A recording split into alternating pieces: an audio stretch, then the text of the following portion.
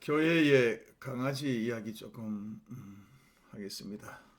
작년에 교회의 강아지 새끼가 교회 차 따라오다가 뒷바퀴에 치였습니다.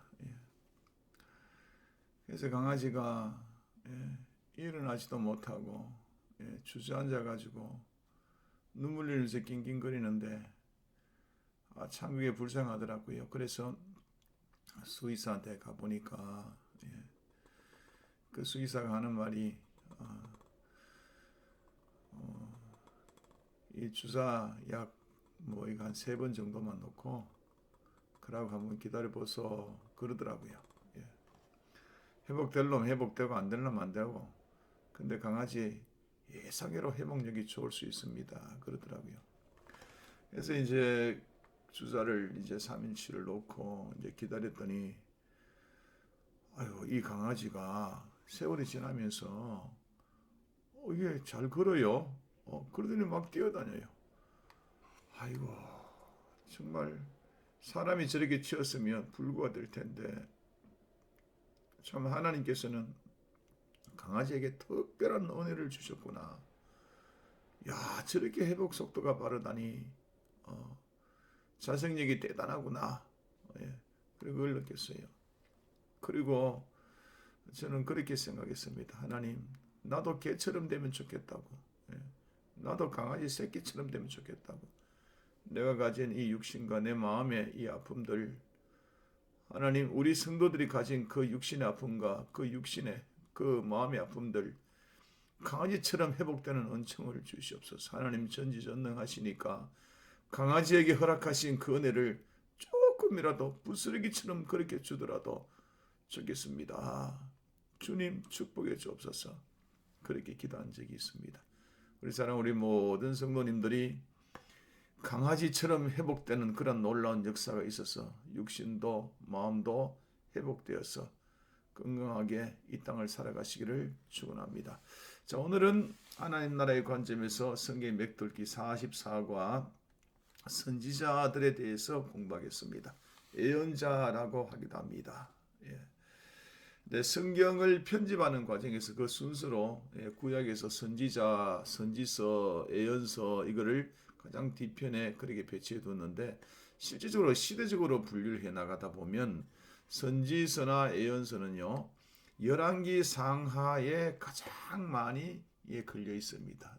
그 배경이 열왕기 상하라는 이야기죠. 그리고 또 배경이 포로 시대도 있고 포로 이후 시대도 조금 있긴 있습니다. 자, 그래서 선지서를 공부할 때는 열왕기 상하하고 이렇게 같이 공부하면 훨씬 더 편리합니다. 가시적인 이 하나님의 나라 이스라엘은요, 나라가 남북으로 분열됐다 그랬잖아요.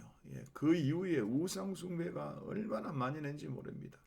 우상숭배 만연했다는 것은 하나님 말씀이 점점 사라져갔다는 그런 이야기 아니에요, 그렇죠?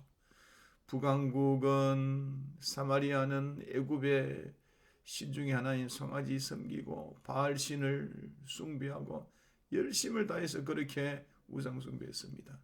남쪽 유다도요, 게으르지 않고 바알신 그렇게 숭배 많이 했었어요. 하나님은 이러한 그 백성들의 타락을 보시고 침묵하지 않으셨어요. 이들에게 해결을 선포하고 심판을 외쳤어요. 그리고 미래의 소망을 가지라고 그렇게 당부하셨어요. 자, 그런데 그런 하나님의 말씀을 선포하는 대사용받은 사람들이 바로 선지자다, 예언자다, 그렇게 보면 됩니다. 이 예언자 선지자들을 이제 분류를 해보면 초기 선지자, 그러니까 비문서 선지자하고 BC 8세기 이후의 선지자, 문서 선지자, 이렇게 두 분류로 나옵니다. 자, 초기 선지자, 비문서 선지자는 엘리야라든지 엘리사 같은 사람들인데, 이 사람들은 선지 활동을 했지만은 성경 기록을 하지 않았잖아요. 그래서 비문서 선지자 그랬어요. 그런데 BC 8세기 이후에는 문서 선지자들이 활동했습니다. 성경을 기록한 선지자, 그러니까 이사야나 에레미야나 요엘이나 호세, 아모스 이런 사람들이죠. 자, 어쨌든 간에 이 선지자들은요, 그러면 무엇을 하는 사람이었을까요? 그 답은 뻔합니다. 선지자는 주로 하나님의 말씀을 대언하는 사람이었죠. 좀 더 구체적으로 말하면요, 선지자는요 앞날에 이루어질 일에 대해서 예언을 하던 사람이었어요. 앞날에 이루어질 예언들, 나라가 망한다, 뭐 이거 이래 될 것이다, 저래 될 것이다, 이런 예언을 한 사람이에요. 그리고 선지자는요, 두 번째로는 이런 앞날의 예언보다도 훨씬 더 많은 일을 한 것이 뭐냐 하면 그 시대의 죄악들을 고발하는 사람이었다는 그런 이야기입니다. 마치 오늘날에는요, 신문사의 논설위원이지요. 신문사의 논설위원들이 시대의 그 죄악들을 고발하고 막 그러잖아요. 이 사람들이 굉장히 똑똑한 사람들이거든요. 마찬가지로 선지자는요, 하나님 말씀에 비추어서 그 시대의 죄악을 고발했던 사람이에요. 그래서 말씀에 해박하고 시대를 보는 그러한 식견들이 있던 그런 사람이다, 이렇게 생각하시면 돼요. 한번 적용해 볼게요. 구약의 선지자적 사명은요, 오늘날 성도가 가지는 선지자적 사명입니다. 우리는요, 오늘날 성도는 선지자처럼 그렇게 살아야 돼요.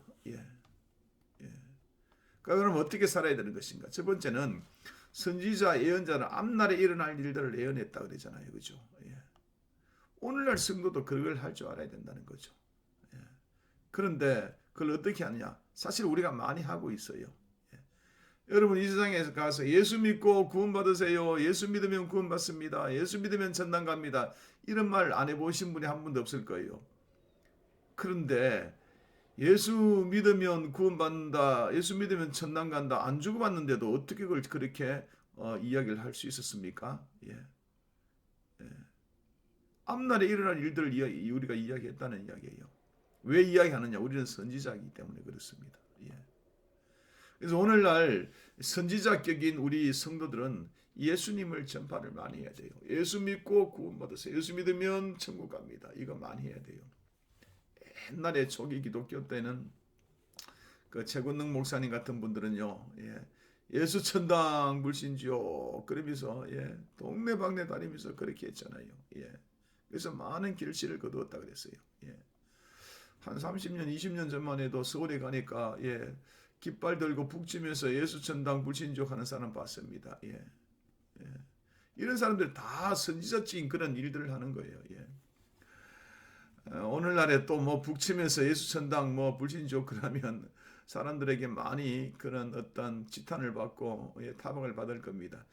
어쨌든 간에 오늘날에도 좀 변형된 형태를 가지고 어쨌든 간에 예수 믿으면 구원 받습니다. 예수 믿고 천당 갑시다. 이것은 우리가 해야 될 일들입니다. 왜냐하면 오늘날 우리 성도들이 선지자적인 사명을 가졌기 때문입니다. 자, 또한 두 번째는 구약 당시 선지자들은요, 그 시대에 대한 해박한 지식을 가지고 있어서 마치 신문의 논설위원처럼 잘못된 것을 가리고 세상의 일들을 예리하게 논평을 했다 그랬잖아요. 오늘날에도 보면 이 사회는 다양한 논객들이 있어요. 논객들, 이를테면 뭐 진보 논객, 보수 논객, 뭐 그렇게 이야기를 많이 하잖아요. 그러면 진보 논객이라는 건 뭐예요? 이 사람이 이 사상틀이 진보적인 그런 사상틀을 가지고 세상에 돌아가는 모든 것들에 대해서 감시하는 거죠. 그 진보적이 아니다 싶은 것들에 대해서는요, 그걸 가지고 막 이렇게 지적하면서 여론몰이하고 뭐 이런 거 하도록 힘쓰는 사람이 진보 논객 아니에요. 근데 진보 논객이 되려고 하면 굉장히 똑똑해야 되겠죠. 논정도 할 줄 알아야 되죠. 보수 쪽도 마찬가지예요. 보수 논객이 있잖아요. 자, 오늘날 우리 모든 성도들은요, 우리는 기독교 논객들이에요. 그렇게 돼야 된다는 거죠. 그래서 먼저 우리는 기독교 사상을 정확하게 잘 알고 있고 기독교 사상의 그 틀 안에서 사회를 볼 줄 알아야 된다는 것이죠.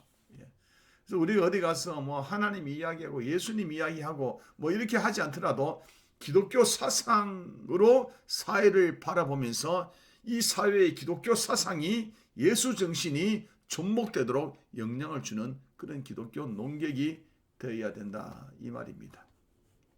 뭐 맨날 뭐 말씀, 기도, 전도 뭐 이런 것들 중요합니다. 이게 가장 원초적인 거니까 이게 가장 기초적으로 중요하죠. 예. 이 위에 우리가 뭔가 이 사회에 영향을 미칠 수 있는 농객 같은 기독교 농객이 되어야 된다는 그런 이야기입니다. 예. 그래서 우리 모든 사회 전반에 기독교 사상, 예수 정신이 스물스물 물들도록 해야 될 책임이 우리 성도들에게 있다는 그런 이야기예요. 정치계에도 경제계에도 교육계에도 학계에도 연예계에도 노동계, 과학계 모든 우리의 사회 영역에 기독교 정신을 대비하는 그런 농객이 되도록 우리가 공부도 하고 이 현실에 대해서 관심을 가지고 참여도 하고 그렇게 해야 될 것입니다. 그리고 우리 아이들 폭넓게 성장시키면 얼마나 좋겠습니까? 자, 이렇게 기독교 농객이 되려고 하면 첫 번째는 기독교 사상에 대해서, 예수 정신에 대해서, 하나님 말씀에 대한 기초 사상에 대해서, 하나님의 사상에 대해서, 나라에 대해서 정확한 해박한 지식을 먼저 가져야 되겠죠. 그리고 이 사회를 볼 줄 아는 식견이 있어야 되겠죠. 그리고 하나님 나라의 사상과 이 사회에 돌아가는 것을 비교하면서 분석하고 비판할 줄 아는 그런 사람이 돼야 되겠죠. 지성인을 만들어야 된다 이 말이야, 한마디로. 우리 모두가 이제 지성인 되십시다. 우리의 자손들 지성인으로 성장할 수 있도록 그렇게 하면 참 좋겠습니다. 그리고 우리 성도 여러분들이 하시는 그 사업과 직장이나 이 모든 것들 가정에서도 정말 하나님의 나라의 그 사상으로, 예수 정신으로 그렇게 운영되면 참 좋겠습니다. 자, 저는 우리 성도들이 만약에 회사를 경영하게 된다 하면 참 좋은, 하나님 보시기에 좋은 그런 회사를 경영하면 참 좋겠다 싶은 생각이 듭니다. 그렇다고 하면 여러분, 하나님 보시기에 기독교 사상이 물들어 있는, 예수 정신이 물들어 있는 그런 회사를 만들려고 하면 다양한 요소들이 필요하겠죠. 그 중에 한 요소가 어떤 것이냐, 요거 한번 말씀드리고 마칠게요. 그 중에 한 요소는, 저는 사장님이 되면 첫 번째로 그 종업원들에게 봉급을 잘 줘야 된다고 그렇게 생각합니다. 많이 주라는 것은 아니에요. 뭐 적절하게 주되 그 봉급 받는 날짜 꼬박꼬박 빠짐없이 챙겨줘야 된다. 여러분, 이게 기독교 사상이에요. 하나님의 사상이에요. 하나님 그거 중요시 여기거든요. 오늘날 참 이 사회, 세상 사람도 그렇고, 예수 믿는다는 사람들도 그렇고, 예수 믿는 사람들이 신앙심 좋다는 그런 사람들이 경영하는 회사에서 이 봉급들 잘 안 주는 게 얼마나 많습니까? 노동자를 울리는 게 얼마나 많습니까? 그거는 교회에서만 그냥 크리스찬이에요. 이 사회에서는 그러면 세상 사람이에요. 그렇게 해서 어떻게 기독교 농객이 되고 우리의 삶 가운데에 기독교 정신 사상이 그렇게 물들 수 있겠습니까? 우리 이렇게 생각해야 됩니다. 우리가 하는 모든 영역에서 생각하고, 우리 아이들을 어떻게 하면 기독교 사상으로 물들어진 그런 농객으로, 또 실천가로서, 현실 참여하는 자로서 그렇게 만들 것인가 생각하면서 아이들을 교육시켜 나가면 얼마나 좋겠습니까? 앞으로 시대에 예수 전당 불신지옥 이래서 전달할 수 있겠습니까? 지난 사람 붙들고 사형리 전하고 복음 전하고 이렇게 하기가 쉽겠습니까? 점점 어려워질 거 아닙니까? 앞으로 시대는 이러한 기독교 농객들이 많아지고, 기독교 사상을 가진, 예수 정신 가진 사람들이 우리의 모든 삶의 영역에서 그 정신을 발휘함으로써 전파되어야 되는 그런 시대가 안 오겠나 싶습니다. 기도하겠습니다. 하나님 감사합니다. 오늘은 하나님 선지자에 대해서 살펴봤는데, 우리 모든 성도가 오늘날 다 선지자인데 예수 믿으세요 전파도 해야 되지만, 우리 하나님 이 세상을 기독교적으로 바라보는 이런 눈을 주시고, 하나님 아버지여 우리가 현실 참여하는 자 되게 하시고, 우리 모든 삶의 영역에 예수 정신으로 살아가는 우리가 되게 하여 주옵소서. 예수님 이름으로